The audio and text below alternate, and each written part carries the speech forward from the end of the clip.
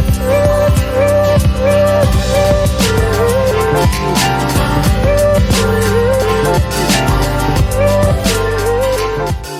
afternoon, everybody. This is Robin Ayub from the Localization Fireside Chat, and welcome to another recording. Welcome to another episode here on the channel. And I would like to report that I'm back from vacation. I'm recording this time from home, my home office. And the last episode, which it hasn't been published yet, I've recorded from a sidewalk cafe in Greece. So that will be published soon. And today I'm honored, and I have the distinct pleasure to have with me my colleague. We've worked together on at the Canadian Language Industry Association in various capacities, Silvia Salabarde. Silvia, thank you for joining me. I really appreciate it. Today, we're going to be talking about a topic that it's been in the news for a while, since September 19th, at least. And it's sort of tragic, like when I read the facts about the case in British Columbia. And you posted something on LinkedIn to the matter. I'll let Silvia introduce herself in a second, and we'll talk about the case in a few minutes.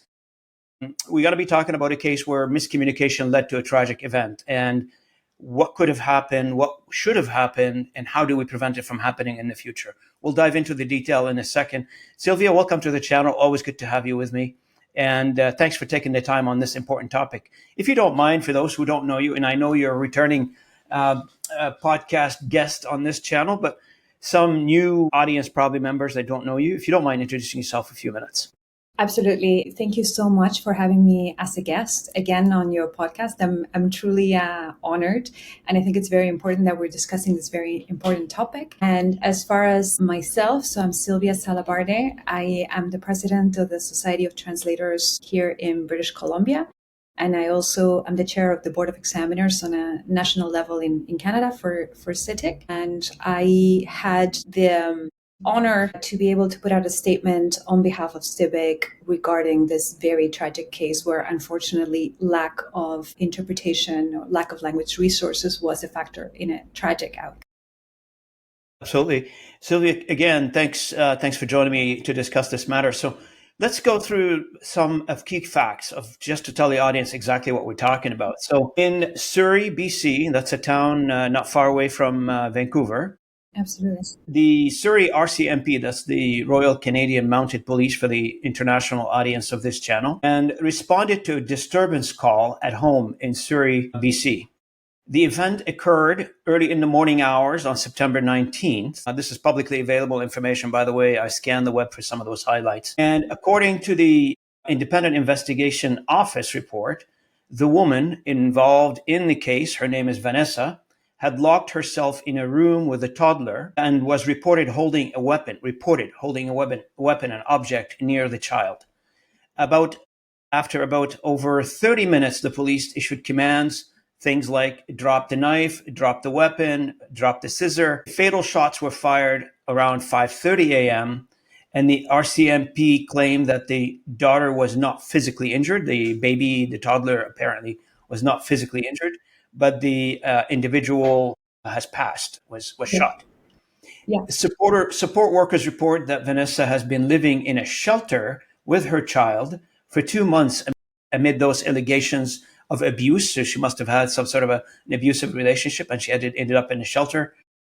Advocates from family and community group have raised questions about how the situation escalated, are demanding transparency and accountability. How did we get here? I guess the community groups are escalating this matter, and they're trying to find how did we get here, and try to find some investigation around transparency around the matter. How did we get here?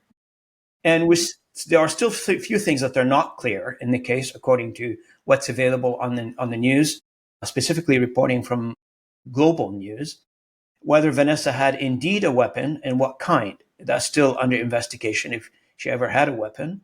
The details of the abuse allegation that led to the 911 call and the communication dynamics between the police and the deceased and the victim remains unclear publicly. So those are not out there yet. The rationale behind the use of non-professional translation, like Google Translate, rather than an interpreter or a Spanish-speaking officer, is part of what the Society of Translators and Interpreters of British Columbia are addressing in the letter that was posted earlier and forwarded to the authorities. Mm-hmm. The independent investigative officer is still conducting its probe, and not all findings are yet public. So the important thing here is, which we got to be discussing with Silvia today, is the situation in general that led us here, and the society of the Translators and Interpreters of British Columbia feels vested into this, feels emotionally vested in this, because as a past president of the Canadian Language Industry Association myself, I can tell you anytime there's an issue involving communication that ends up in tragic event like what we're witnessing right now, it's heartbroken. We all become numb to that. Why? It's because it's solvable. We can solve this, and it doesn't need to get to that. So I don't know the circumstances. I don't know the evidence. I don't know what happened in the background. But if it's strictly communication, this is something that we can solve. And a lot of times we talk about it on the channel here. Many times I've mentioned hundreds of times, relying on technology is one thing. But when you get into a situation that is life or death, involving other human being, and you're trying to use technology just to, I don't know what it is, what would be the reason for that. Specifically in those cases, I think we're pushing it too far. I think now we need a sanity check on how are we using the technology, when are we using the technology, and if it's going to lead to a positive outcome, fine. But if it's not going to lead to a positive outcome, the question becomes why. Silvia, the floor is yours. I read the letter. I've given a little bit of a context. Hopefully I captured in a short time that I did some reading on this. Hopefully I've captured what you want to capture from the situation. What is STIBC situation or position on the matter? Right. So our position on the matter, and thank you so much for your summary. Now, I do believe some more details have emerged since the report, the independent watchdog report, was published. And I at least do have some general understanding about the situation as it was reported in that report and what happened. And the details are not important, but basically there was a kind of a hostage kind of situation in regards to the toddler, where the police at least felt that the mother was holding some scissors to the toddler, but they didn't really understand why. She was a loving mother by all accounts beforehand. It seems like she was probably having some kind of mental health breakdown, like all evidence seemed to point to that. But when the police got there, they did try to find a Spanish officer, but apparently no Spanish officer was available. And the question that we have at STIBC is, why did nobody think of calling an interpreter? Because I realized the situation wasn't quite right for a phone interpreter, because there was a lot of chaos, different people, different actors involved, a developing situation.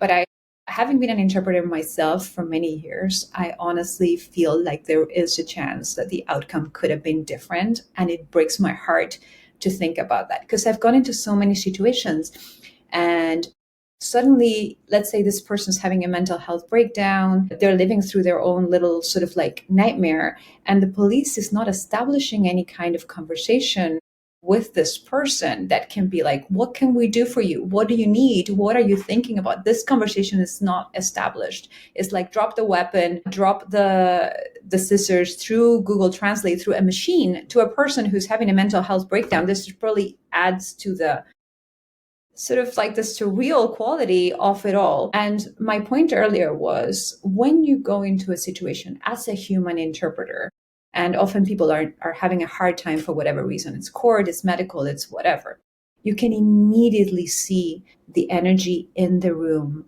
changes completely, because this person realizes now, here's someone who understands me, and now a conversation can be established. Now, I'm not going to say for sure the outcome would have been different. Maybe it was a tragic situation that would have developed in the same way. But it really breaks my heart. And I find it astonishing that the RCMP didn't think, let's call in an interpreter if we don't have a Spanish officer, and then we can establish a conversation. I feel like that should be the minimum standard. And I cannot understand why that did not happen. So is it your feeling, conviction, whatever you want to call it, that a life could have been saved? Yes. I mean, I don't want to say categorically, because I'm not God and I don't know what would have happened, but I think there is at least quite a reasonable chance. I think a reasonable person would say, okay, there is a chance here. And for me, it has a special connection because I'm a Spanish interpreter myself. And I know some other Spanish It interpreters. hits home for you, right? It hits home. I'm like, the first thing I thought when I heard about this case is, why didn't someone call me? You know, I'm a counselor. I'm a Spanish interpreter. I am very connected to the Colombian and Afro-Colombian community in Surrey through some of my employees, and I have different connections. And it's not about me, like me personally. I know a lot of wonderful Spanish interpreters here in BC. I think there would have been a good chance that the outcome would have been different. So in your opinion, and I noticed like from the news that this discussion took on like, 30 minutes of back and forth between or maybe longer, but from what I'm reading from Global News, it looks like that entire dynamics took 30 minutes. It could be the news maybe misreporting it or something. I don't know, but I'm just reading what's out there. But waiting for an interpreter to show up on scene, do you think there's a dynamic that says, the police has like 2 minutes to solve the issue versus wait for the interpreter to come in? Is there some dynamics like this or no? Yeah, I think, if a situation is developing in a few minutes, then obviously the police has to do what they can. And it's not always realistic to get anyone on the scene, not even Probably an they're ambulance. thinking there's a life at stake here, the toddler's life at stake. Yeah, and so I understand that. My understanding is that it happened over a long period of time, and many calls for sure were made back and forth. Should we do this? Bring in another officer. Lots of conversations happened. That interpreting conversation did not even happen as far as the information that I have read. And I'm like, this conversation should have happened. I'm not saying you could get an interpreter in time. I'm not saying everything would have been rosy, but I wish RCMP, and I do want to get in touch with them, like STIBC wants to get in touch with them and be like, does the RCMP not understand the value of interpreters in crisis situations? Is that not something that even crosses? I do believe, though, you bring up a very valid point. I mean, as an association, the Canadian Language Industry Association should have that conversation at a national level. Mm-hmm. Not necessarily, you can have your conversation, obviously, on British Columbia detachments. But in national sense, this should be a national conversation with the, what we call in Canada, the RCMP, which to the US, that would be the federal agencies, whatever they are. For us, it's the federal policing, if you will. And they should have those conversations, if nothing else, from an awareness and education perspective. Because this situation, I'm assuming, and you're probably more aware of this than I am, you're the interpreter that goes into the field that sees these situations. It's not unique. With all unfortunate in place here, unfortunately, this is not unique situation. It happens more than we think about it sometimes. This one hit the news. I'm not sure if all of them hit the news. Yeah, absolutely. And as far as this one hit the news, because it was a very dramatic story that ended in a death of a young woman, a young mother. But this kind of issues of just not having an awareness of the importance of interpreters in crisis situations, whether or not someone dies at the end, that's like the extreme, like the absolute extreme. But like in between, when there is some kind of major investigation or there's a sexual assault or something happening in the middle of the night and it involves someone who does not speak the language, we would like our institutions in Canada to be aware that it is very important that that person has an interpreter and that it goes beyond the kind of hard communication that maybe Google Translate can give you in an emergency. It's more than that. It's about that person feeling like they can communicate. It can be key in emergency situations, and I wish there was more awareness of how important that is. So I was going to ask you, like, before we dive into the other topics, is this the STIBC, I want to say, message that you want to send out? Is that entire availability of interpreters for those type of situation and don't rely on technology? Is this or am I paraphrasing too much of your letter here? So I'll leave it up to you. Yeah, I think that is absolutely the message we would like to send. Remember that they're in-person interpreters that you can bring to crisis situations.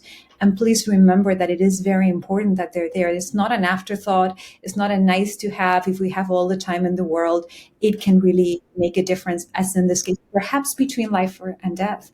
Absolutely. Now, one of the things that technology hasn't been able to solve yet, which I have it on my list here for discussion, is the cultural nuance. Because a lot of times we could put a couple of words, and I just got back from Greece and I used translation technology on my phone when I need to. I speak Greek, but I'm not a professional at it. So, and it's fine. It solves a problem if you're in a taxi, if you're ordering a beer, that's fine. It solves an issue. But if you're in a life and death situation, you're in an immigration situation, you are in a tense situation, legal, whatever it is, and there is a cultural barrier in there. Beside the words to be translated, there is a cultural barrier and an emotional barrier.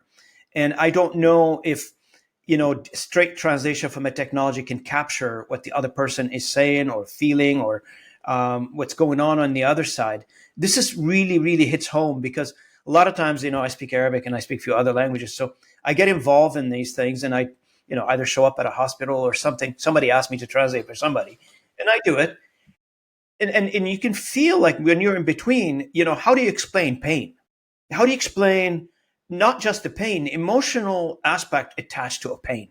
Like it's crazy to put that into words because there's no way I can express it even in Arabic in my mother tongue. It's just, and now that we're relying on Google Translate or some sort of a technology to express the emotion, the cultural attachment to a statement that we're saying either in a life and death situation or otherwise. It doesn't need to be a life and death situation, but it's very important. What do you think of that? Yeah, I think you've hit the nail right on the head with this. And it goes back to what I was saying earlier, that when you go into a court situation, maybe someone's been accused or there's some kind of emotionally highly charged situation, you can feel that everything is different when there is a human interpreter. Suddenly, the person who's having the issue, you can feel them relax. You can feel them like, okay, now I can take up the space and this person is going to convey that for me. And if you think about human interpreters and what they do versus what Google Translate can do, even at its best, let's just forget about, that it can also make mistakes about life or death decisions. Let's just put that to the side and say that it works 100% perfect for what it is, which it really doesn't. But let's say that there is like the human element where me as an interpreter, I'm a conveyor of emotion, of cultural nuance. And that is extremely important. When someone is in court, when someone is having a mental health breakdown, it's not just the information. They say, information itself might be 10, 15% of what we're communicating. Is we're using ourselves as human emotional vessels to transmit something onto somebody else. And a lot of interpreters, they teach this interpreting courses. You're using your body, you're not just a machine, you're not imitating Google Translate, you're using your body, your posture, the tone, everything to convey as much of the message as you can. And then if someone's having, a psychotic breakdown or like some kind of issue like this, these things are very important. The information is the least of your worries. It's about like conveying that desperation, that sense of, what could work, what could be a good intervention. I wish the police had established a conversation with this lady and be like, okay, why are you holding the scissors? What would you like? What is your problem? What are you worried about? Is the minimum we should be asking for That's sure. right. That's right. Now, in your opinion, and this is pretty much I think it's a sensitive question, but I'll ask it anyway. Do you think language access is a human rights issue? Do you think, and how does that play, in your opinion, in a bilingual country like Canada, which has two official languages, English and French, and the victim in this case, or the deceased in this case, spoke Spanish, and Canada has, according to what I know, close to about 125 languages represented in Canada from various demographics from around the world. So how does that play out? I think language access as a human right is a topic that we should be talking about. And when I see situations like this, I'm like, we don't talk about it enough.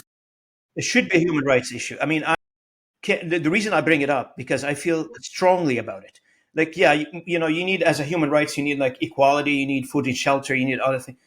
But language to be understood in those types of situations. Nobody's saying, don't go to English or French school or don't learn the official language of the country. But when you get into a situation that we just described right now today, during our conversation, which is very tragic, and I totally feel for the police officer who's trying to save a baby. I get it. I understand where their position. But at the same time, we left wondering, as professionals in the industry, could we have saved this situation by having and conducting a very, I want to say, natural conversation in the language of the all involved, in this case, Spanish. Yeah, absolutely. And the reason that it's a human rights issue is because if a person, we're welcoming them here into Canada. We're saying you can live here, you have rights, you can enjoy our services, our police services, our court services, all of this is for you. But then if you can't, it's about being yourself in situations and in crisis situations, especially, right? If you're having a mental health crisis, you should be able to communicate fully, just like a Canadian who speaks English in Surrey should.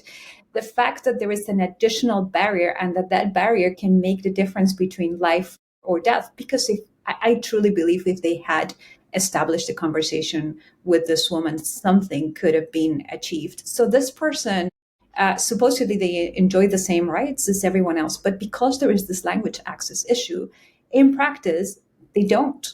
They don't. Mm-hmm. They have a much bigger chance of somehow having a bad outcome in a police situation, in a court situation, and that's not fair. And they should be, as much as humanly possible, they should be able to express themselves and to understand what is going on, as best as good as anyone else.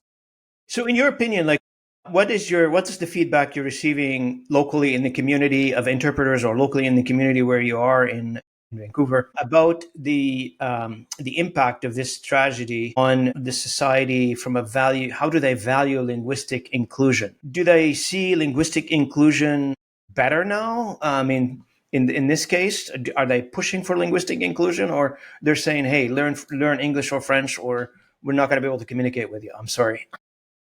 I think when in the world that I live in with a lot of translators and interpreters, it would seem like linguistic inclusion is already here. Like everyone believes in it. Everyone thinks it should be implemented. That's what you would think. That is why it's so shocking. When my next conversation is going to be about policy, right? Yeah, when you see that out there, it's not the case. People aren't even thinking about language inclusion. They're thinking weapons. They're thinking, what should we do? Should we shoot? Should we not? No one's thinking we can't communicate with this person. It is shocking.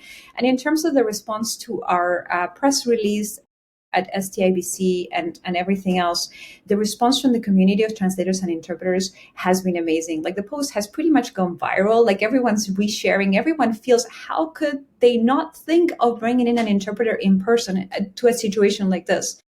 But having said that, the response from the media and everything else where we've tried to connect with them has been a little bit disappointing. I feel like this is already becoming another topic they want to cover, right? No, another thing that's going to blow over that people don't think media will cover it. Yeah, and I'm so happy, Robin, that you have taken this on, because I do think we should not ignore this. It's important. Yeah. Silvia, it's very important. I mean, we talk about language as we talk about it in a business context all the time, but language is to serve a human. And here we have a human condition that end up in a fatality, and we're not going to be talking about it? Absolutely going to be talking about it. Yeah. I mean, if it's not for that, what is it for then? What is the purpose of language industry if it's not?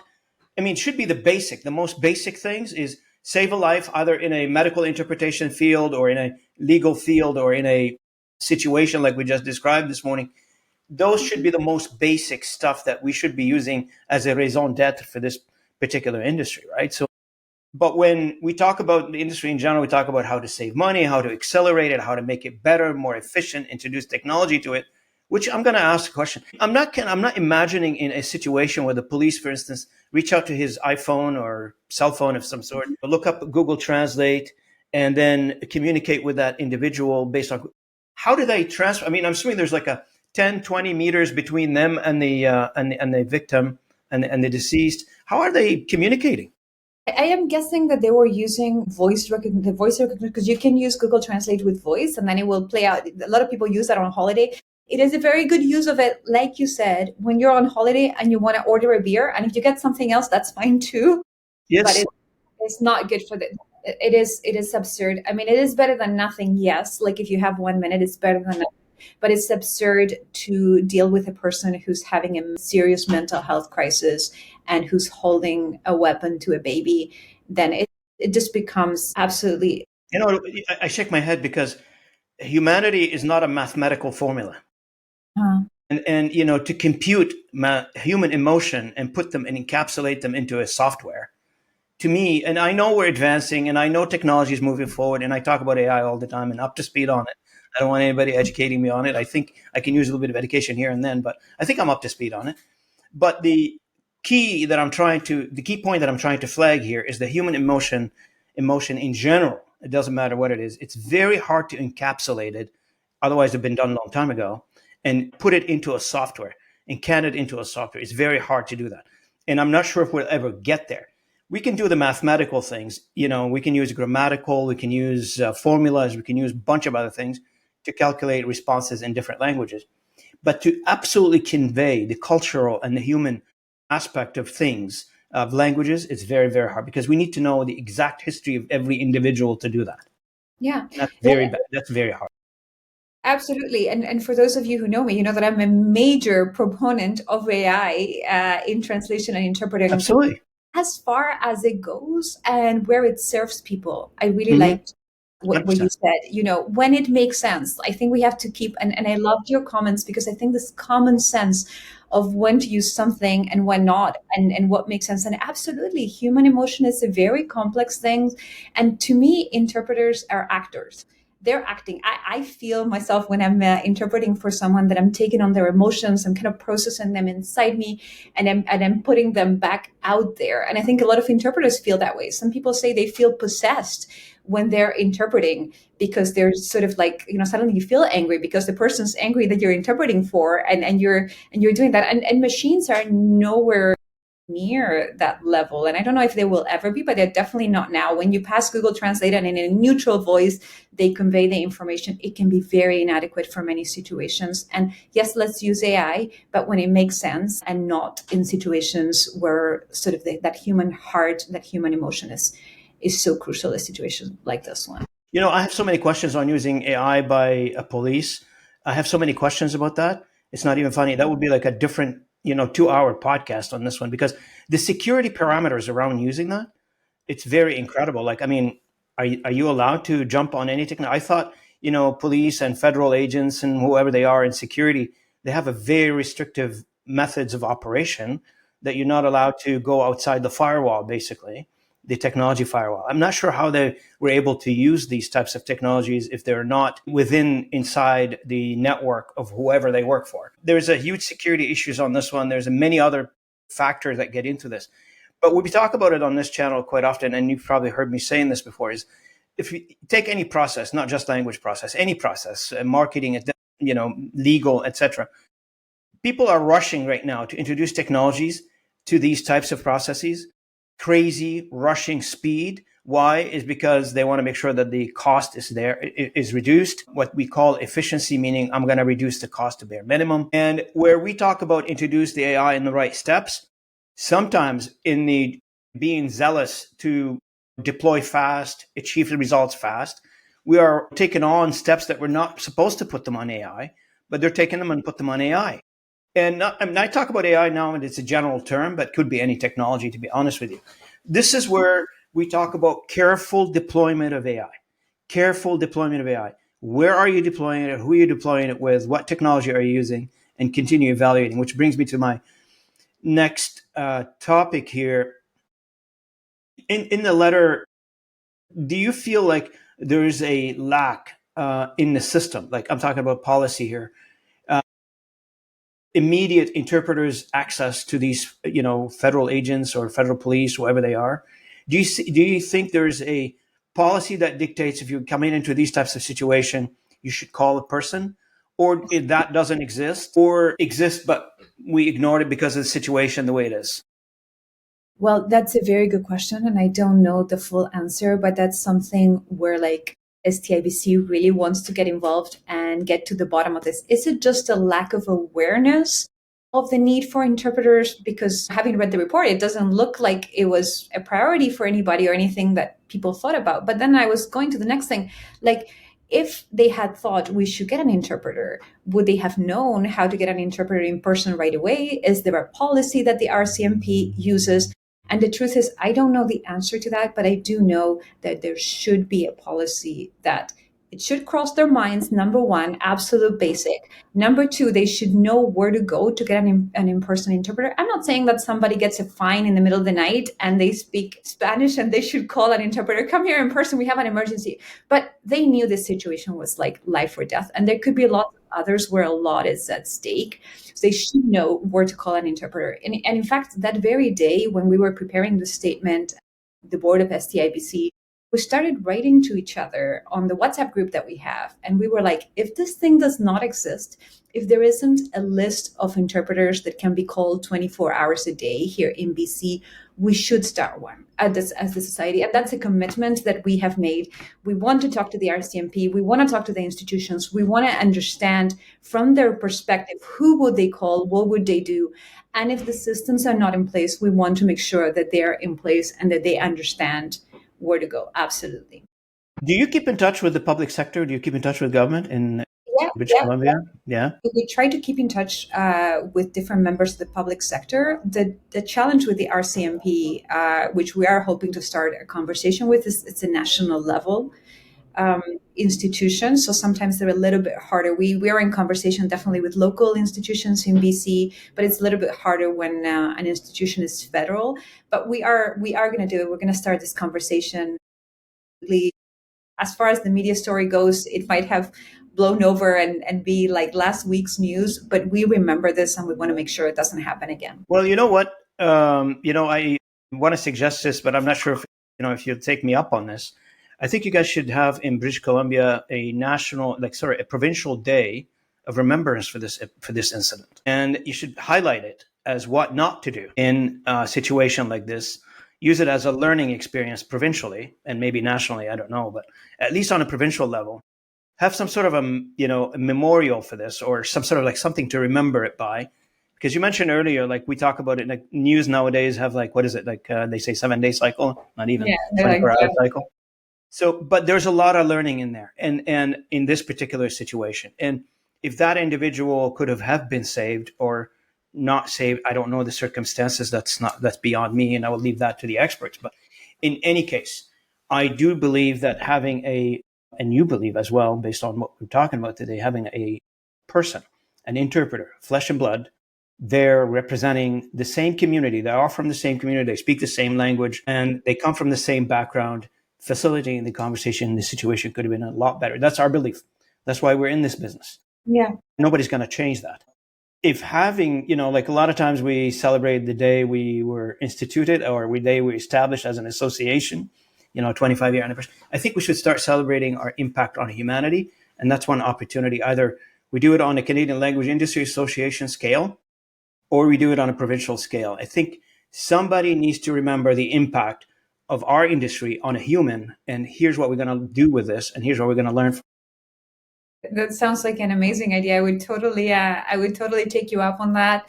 And I think once this podcast goes out, I think a lot of people here in BC, I know the board of directors at STIBC, I know our community, I know how strongly we feel about this, and we're going to make it happen. And one day it's going to make a difference for somebody else. It did not happen for Vanessa, but we really do believe that having those systems in place, having those conversations and reminding people of the value of human flesh and blood interpreters in crisis situations is something that is going to have a very meaningful impact in the future.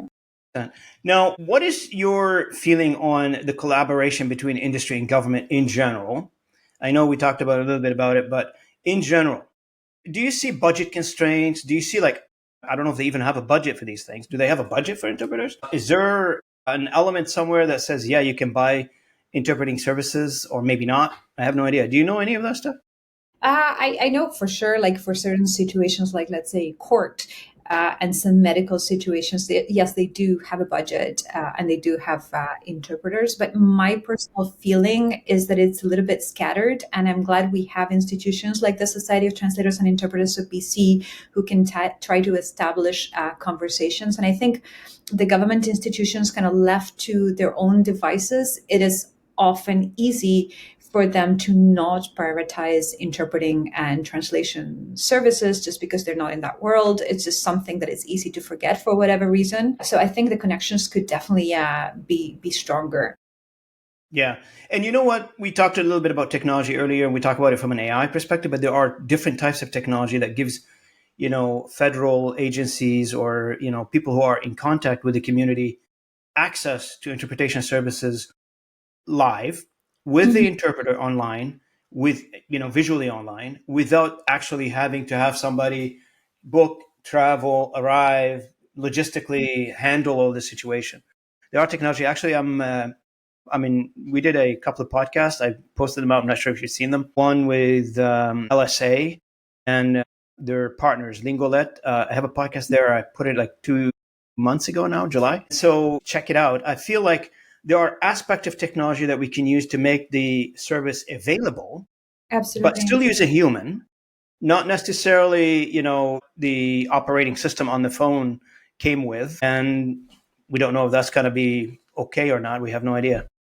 Yeah, I think just the same as in interpreting, we still need the human element. We absolutely need the human element for making decisions about what kind of services are pertinent, useful in a particular situation. So I think there are situations where Google Translate is great and let's use it. There are situations where phone interpreting or live interpreting might be more appropriate. There are situations maybe like this one, where a human, like in-person interpreter might be the best solution to have for different reasons.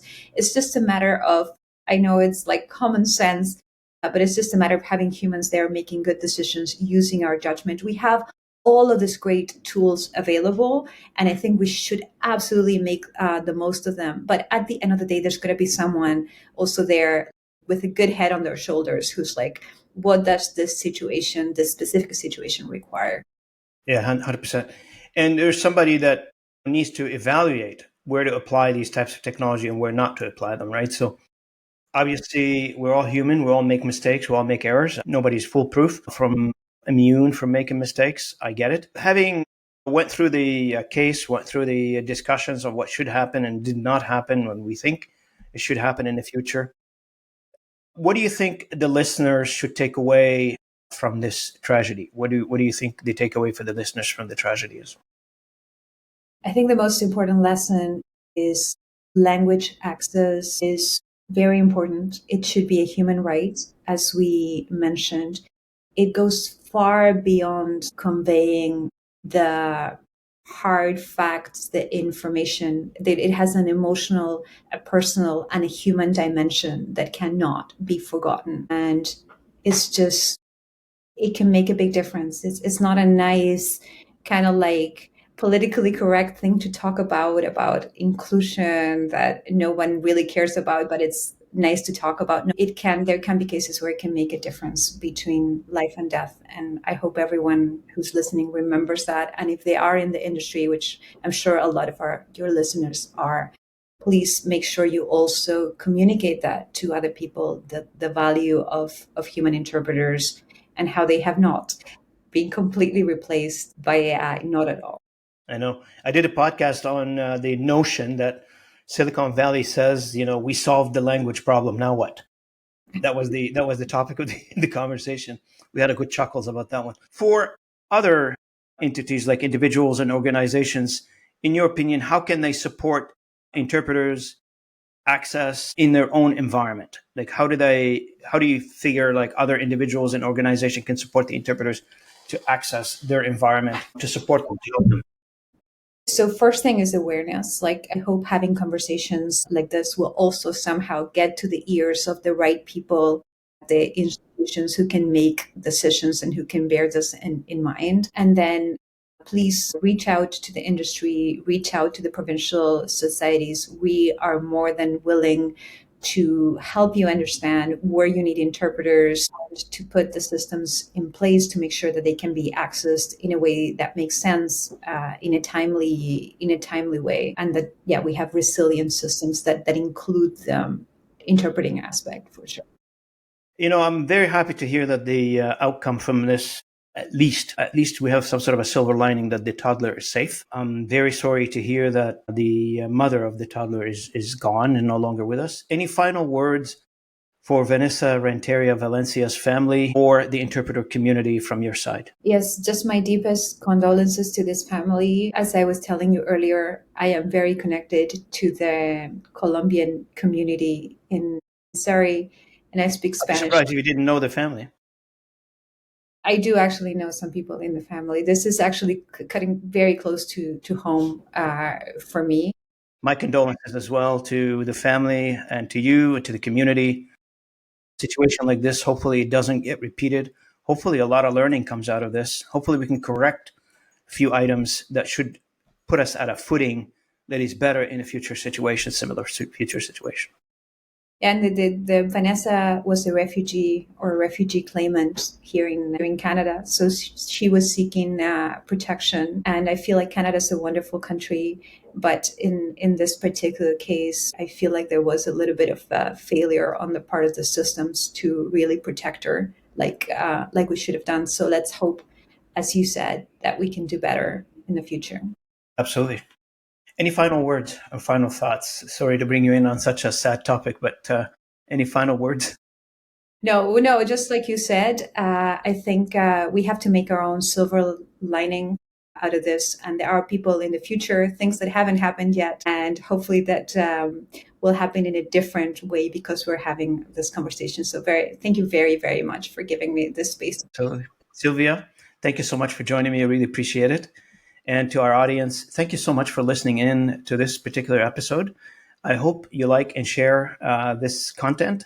I hope you appreciate what we do on this channel. And a lot of times I underestimate the reach of this channel, but every day I'm reminded by your comments, your emails that I receive, the engagements I receive, how far reaching this channel has become over the past 2 years. We became the voice of the voiceless, I would call it, where we are elevating to the front of the media, the front of the news, the front of the social exchange, ideas and topics that otherwise would not been shared out there.